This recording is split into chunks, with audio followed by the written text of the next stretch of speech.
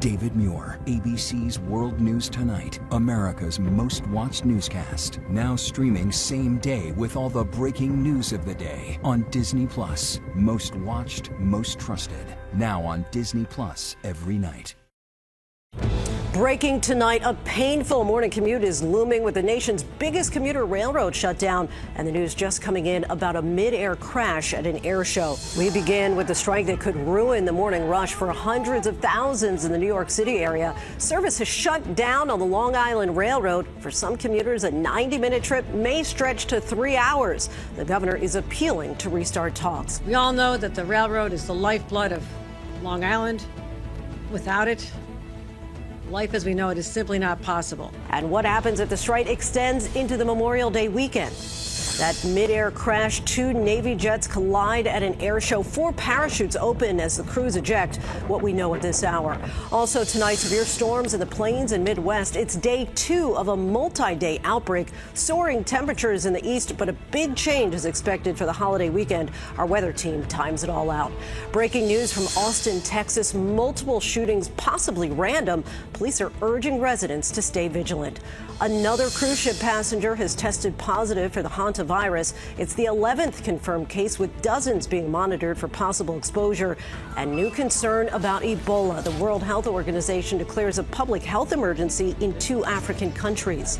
New video from a frightening incident in Italy. Bystanders tackle a man accused of driving into a crowd. Several people injured. What we're learning about the driver and his past.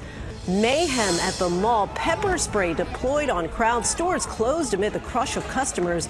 The frenzy over a new watch. What the company is saying tonight. Plus, the moment a speeding train slams into a truck, green liquid spews onto the street. Why authorities were so concerned. Going the distance. The Buffalo Sabres' furious rally. Now it's on to Game 7. And America strong tonight. He finally gets to wear a cap and gown 6 decades after answering his country's call. And Pope Leo's unexpected gesture that had the kids cheering. From ABC News World Headquarters in New York, this is World News Tonight. Good evening, everyone. Thanks so much for joining us on this Sunday. I'm Lindsay Davis. We begin with day 2 of the strike at the country's largest commuter rail system and fears for the Monday morning commute.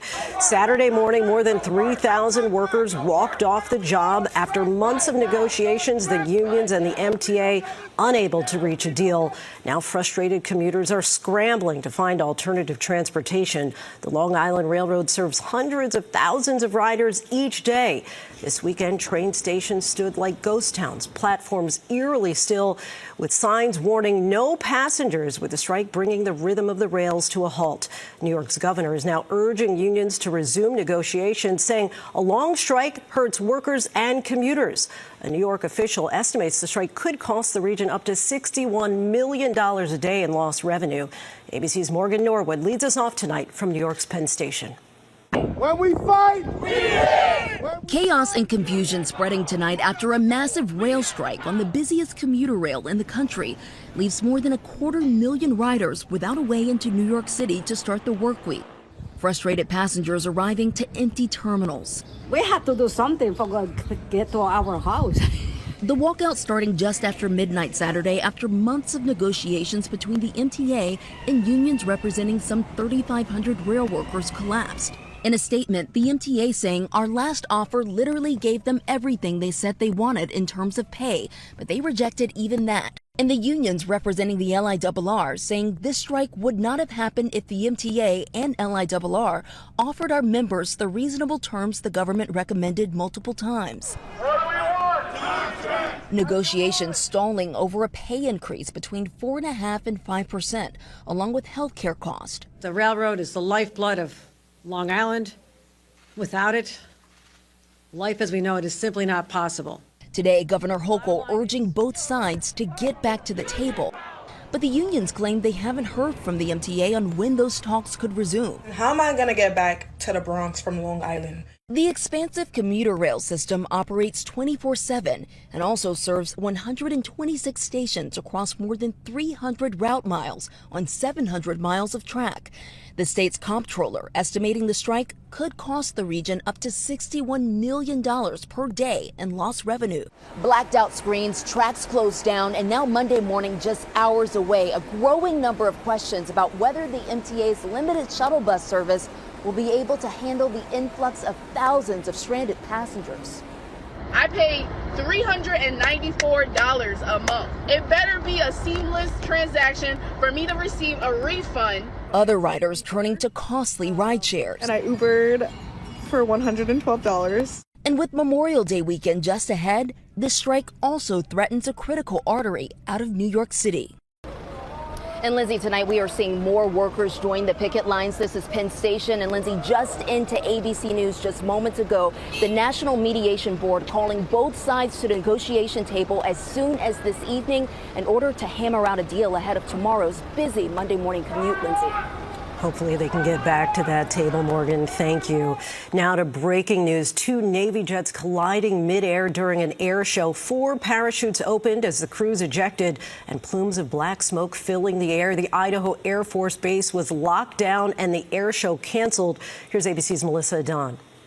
Tonight, a shocking mid-air collision during an air show at Mountain Home Air Force Base outside of Boise, Idaho. Watch as the pair of naval jets, 2 Navy EA-18G Growlers, appear to collide just 2 miles northwest of the base. A harrowing scene of sparks and debris flying as the jets descend. 4 parachutes immediately deploying, the air crews ejecting from the aircraft. The jets crashing to the ground, erupting into a massive plume of smoke. The 4 aviators' parachutes continuing their deployment in front of the smoke and wreckage as onlookers watched, an announcer heard speaking about the safety parachutes. There have been 4 good parachutes that we're seeing, and we ask that everyone remain where you are. The incident prompting a lockdown on the base. Lindsay, police officially canceling the air show as an investigation is now underway. The U.S. Navy saying the crew members all ejected successfully. Lindsay. Glad to hear that, Melissa. Thank you. Now to the severe weather outbreak threatening millions in the Midwest and the Plains. That system is bringing a dangerous combination of thunderstorms, damaging winds, and tornadoes. Let's get right to meteorologist Danny Beckstrom from our New York station, WABC. Good evening to you, Danny. What's the timing on this? So the severe stretch continues in the Plains, but the threat level is actually higher tonight, Lindsay, because of the risk for tornadoes. So we have 5 states under a tornado watch right now. Warnings already issued, a confirmed tornado already in Nebraska. By the time we wake up tomorrow morning, that line then moves from, it looks like St. Louis to Chicago, a messy Monday morning commute. Then the atmosphere recharges in the afternoon and evening. That brings in a level 4 out of 5 risk in the heartland, especially for intense tornadoes, shaping up to be a really dangerous Monday. West of the storms, it's all about the fire danger. We have red flag warnings from California to Kansas. It is very dry. It is very windy. It is very hot. And that heat is now shifting east to start the work week. We're looking at near record highs from Raleigh up through Boston. That is a stretch of early season 90-degree days, but it does not last through the holiday weekend. We're looking at a dramatic drop in temperature into Monday, highs in the 60s in New York City for the holiday, Lindsay. So many people were hoping that this weekend weather would be next weekend. I know. Danny, thank you. And now to that breaking news out of Austin, Texas. Police are searching for a suspect allegedly involved in multiple random shootings across several locations. Just moments ago, 2 suspects were taken into custody. Let's bring in ABC's Alex Stone. Alex, what are you learning tonight? Well, Lindsay, we're just learning of the arrests that have been made. Police in Austin saying there have been 10 shootings in the last 24 hours, 2 of them at fire stations. They believe the shootings have been at random. 4 victims have been shot. Police say multiple vehicles stolen. Police were looking for 2 teenagers. They say they just made those 2 arrests. 1 more remains on the run. Residents around the shooting were being told to shelter in place, and everyone in Austin to remain vigilant tonight. Lindsay. All right, Alex, thank you. Now to the war with Iran. President Trump issuing yet another warning to Tehran, writing, quote, "For Iran, the clock is ticking. Negotiations between the countries to end the nearly 3-month-old war have reached a stalemate." Here's ABC's Alex Perchet. Tonight, as a fragile ceasefire holds, President Trump renewing his threats to Iran, saying the clock is ticking. In a social media post, Trump saying, quote, "They better get moving fast or there won't be anything left of them." Trump's warning coming after the UAE says it repelled a drone strike at a nuclear plant. something authorities there called an unprovoked terrorist attack. Last week, the president meeting with Chinese President Xi Jinping. Trump says the two agreed Iran must reopen the Strait of Hormuz. I can say this with very, very strong conviction. Iran will never have a nuclear weapon. Not going to happen. Trump's China summit ending as the Kremlin announced that Vladimir Putin is planning his own summit with Xi this week. Putin, who has claimed his war could be coming to an end, intensifying his attacks on Ukraine. And overnight, Ukraine responding, deploying a barrage of drones on Moscow, the largest assault of its kind in more than a year. A drone hitting this apartment building. Moscow officials say one woman was killed when her home was hit, rescuers scouring debris for another person. In all, at least 4 people were killed across Russian regions. Moscow's mayor saying at least 12 were injured, most near this oil refinery. And Lindsay, tonight the president posted an AI image of himself at a command center with a finger on a bright red button. Lindsay? Ominous words there from the president. Alex, thank you. A rare strain of the Ebola virus is suspected of causing at least 80 deaths in the Congo and Uganda. Hundreds more may be infected. The UN's health organization has now declared a global emergency. Let's bring in ABC's Alex Perez on that. And Alex, I know you also have news about that deadly hantavirus outbreak. What's the latest? Well, Lindsay, as of Friday, 18 passengers remain here under observation at the University of Nebraska's biocontainment unit. Now, Canada has confirmed, authorities there have confirmed that a Canadian citizen who was also on the cruise ship has tested positive for hantavirus. Now, the CDC says there have been no confirmed hantavirus cases in the U.S. connected to that cruise ship outbreak. In all, there have been 11 confirmed hantavirus cases linked to the MV Handia ship. 3 people have died. All this as authorities with the World Health Organization have declared the deadly Ebola outbreak in the Democratic Republic of Congo and Uganda a public health emergency of international concern. Under President Trump, the U.S. pulled out of the World Health Organization. And Lindsay, the CDC says the risk to the American public remains low. Lindsay? All right, Alex, thank you. And we have dramatic new images tonight of that terrifying car ramming on a busy street in Italy. Several people were seriously injured. Video posted on Facebook shows 4 men tackling the alleged driver to the ground. Authorities say this was not a terror attack. ABC's Marcus Moore has the details. Tonight, 4 people remain in critical condition as new images capture the horror that unfolded in the small city of Modena in northern Italy. Video posted on X showing a silver car speeding down the street and onto a sidewalk Saturday afternoon. The car hitting and injuring 8 people, including 2 victims who had to have their legs amputated, according to Italian prosecutors. Witnesses chased the alleged driver, who authorities now say is a man in his 30s who was born in Bergamo, outside of Milan. Video posted on Facebook by a local politician showing the moment bystanders tackled the driver, who witnesses said was carrying a knife. Police arrived later and took the man into custody. This witness telling reporters, "I was trying to help the woman whose legs had been amputated. He ran away, so I chased him." Italy's prime minister and president both visiting survivors in the hospital today and thanking a good Samaritan who intervened. Georgia Maloney writing on X, "What makes an ordinary person heroic is the moment when the heart chooses to do good, even when that involves a risk." Tonight, there were unanswered questions about the incident and a possible motive. Lindsay, investigators have been working to develop a profile on the driver, who's 31 years old and was born in Italy. Authorities saying there's no evidence to suggest this was an act of terror. Lindsay. Marcus, thank you. Now to the Louisiana Senator Bill Cassidy losing his primary race on Saturday. This comes 5 years after he voted to convict President Trump on an impeachment charge after the January 6th Capitol riot.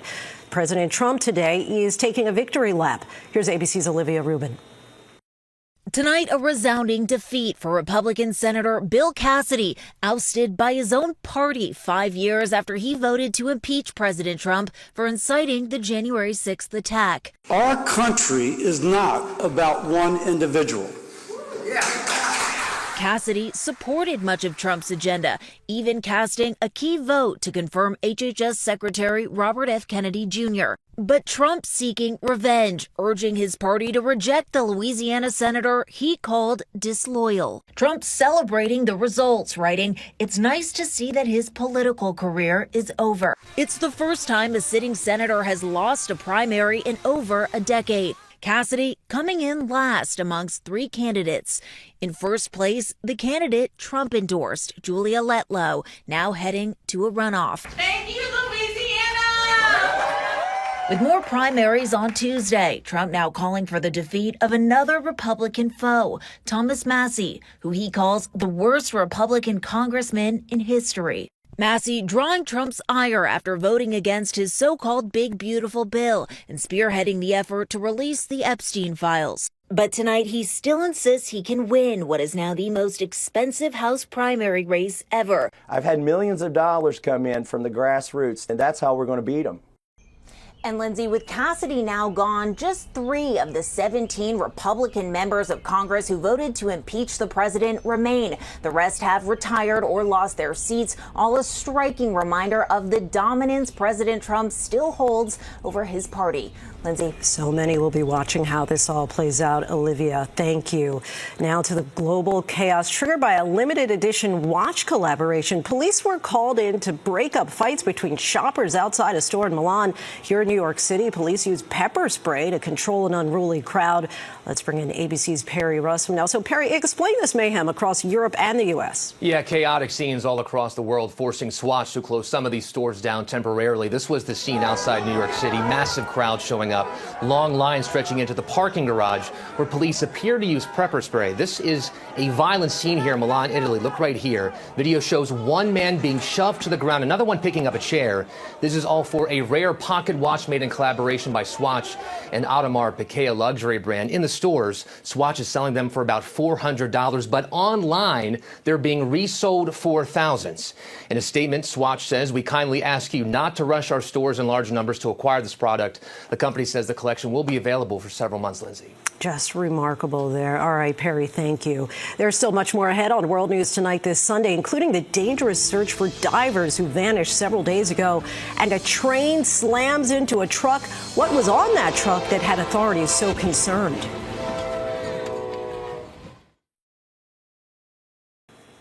Next tonight, a perilous mission in the Maldives. Finnish divers have now joined the search for the bodies of 4 Italian divers.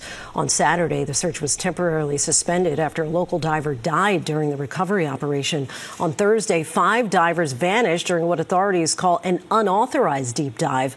1 body has been recovered. Shocking video from Chesapeake, Virginia captured the moment a locomotive slammed into a truck at a grade crossing.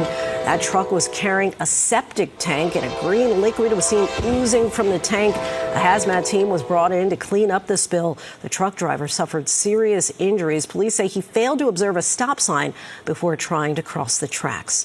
When we come back, the Pope's unexpected gesture that had some kids cheering. To the Index now, and a great playoff series is going the distance. The Montreal Canadiens led 3-1 last night before the Buffalo Sabres came storming back to even the series at 3 games apiece. Game 7 is tomorrow night. You can watch it on ESPN. It's a viral gesture that kids love. Parents, not so much. And now it's spread to the Vatican. Several young people were seen teaching the 6-7 hand gesture to Pope Leo, and he performed it right back. Despite the papal endorsement, we are still no closer to understanding what it means. Next, commencement at LSU. Among the graduates, Dr. Shaquille O'Neal, already a Ph.D. He received his 2nd master's degree in liberal arts. He arranged to be introduced as Shaquille I Hate Charles Barkley O'Neal. He was just kidding. Of course, they remain buddies on Inside the NBA. When we come back, one graduate's dream come true 6 decades later.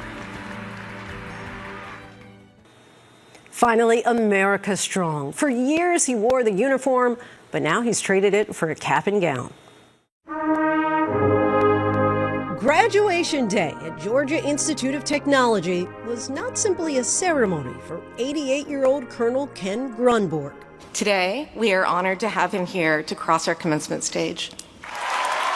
In 1960, just as he was set to receive his bachelor's degree in civil engineering, the Army called him to serve in Korea.